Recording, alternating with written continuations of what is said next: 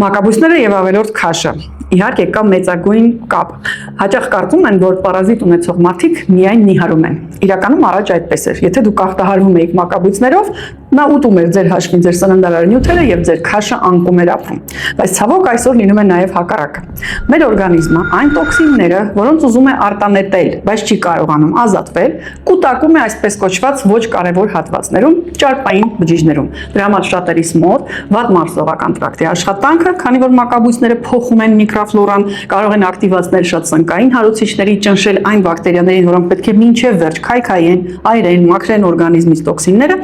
եւ մնում են դրանք մեր ճարպաշերտերում կուտակված։ Հատկապես վնասում են լյարդի բջիջները, դրանով իսկ խանգարում են ճարպային նյութափոխանակությանը, ազդում են ենթաստամոքսային գեղձի աշխատանքի վրա, քաղցրի հակում են ստեղծում, սկսում ենք շատ ուտել, որի արդյունքում պարազիտները բերում են քաշի ավելացման։ Գրում ենք մակաբույծ բառը ներքևում եւ եթե ձեզ կան անհանգստացնող հարցեր, անցնում եք մասնագետի մոտ անվճար on-line խորհրդատվություն։